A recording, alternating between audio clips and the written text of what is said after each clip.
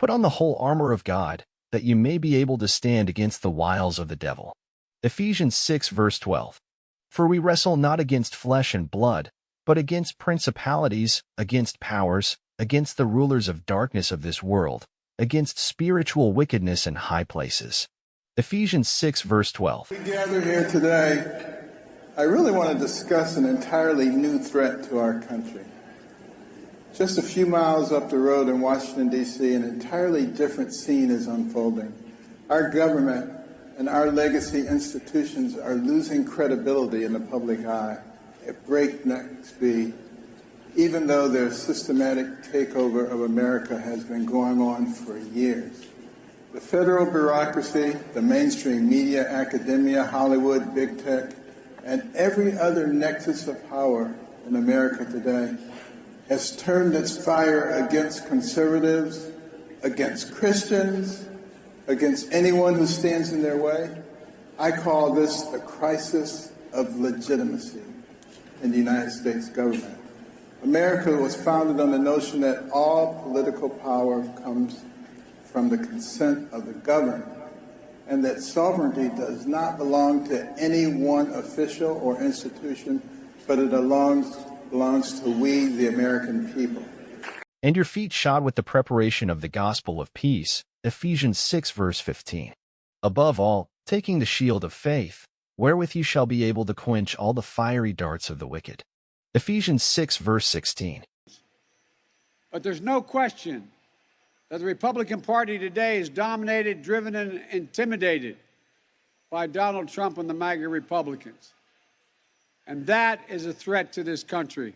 Bombshell report claims Biden administration using taxpayer money to wage covert war on conservatives and Christian groups. Media Research Center claims $40 million in U.S. grants went to Pyrimid, connecting conservatives to militant Yahtzee groups. Now let's watch a little bit of this video here, and then I want to show you some really terrifying details that you don't want to miss. Center founder and President Brent Bozal. Brent, it's great to have you this morning. We want to know more about this. Tell us what you found and the so-called pyramid of far-right radicalization. It's an astonishing finding, Miriam. There's a program called the Targeted Violence and Terrorism Prevention Grant Program. This is supposed to find domestic terrorists in America. It was started by Obama. That was concerned by Republicans that it would be weaponized against Republicans and conservatives. Trump put the kibosh on it. It's come back now with Joe Biden. Look closer at this pyramid here. It's called the Pyramid of Far-Right Radicalization. Now, there are some terrible groups on here, horrid groups on here, but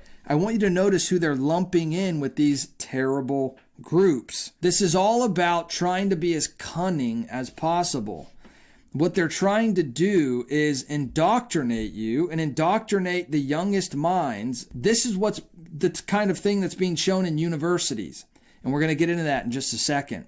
But look, they're labeling level 1 down here, the Heritage Foundation, the NRA, the GOP, the entire Republican Party is now an extremist group. CBN, the most watered down Christian network possible, is too extreme. And Fox News, of course, Fox News is on there. However, isn't it kind of ironic that reports have been coming out constantly about how far left and how liberal Fox News has gotten on the inside, to the point where they fire Tucker Carlson. They have banned Matt Walsh from ever appearing on Fox News again because Matt Walsh has been deemed too radical by Fox News. I am banned by Fox News. But then you go to level 2 up here and you have Prager University, Turning Point USA, Breitbart, and if you wear a MAGA hat, yeah, then you're literally considered a part of a terror group.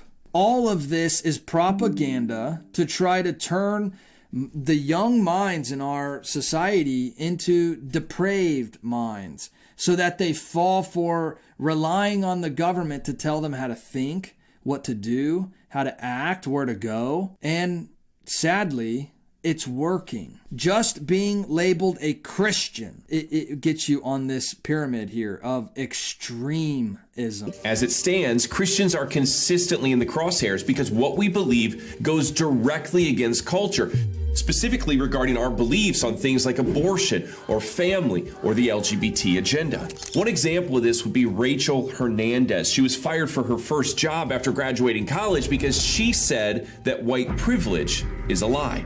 It quickly gained a ton of attention. I received a call from HR saying if you don't take down the post, you will be fired.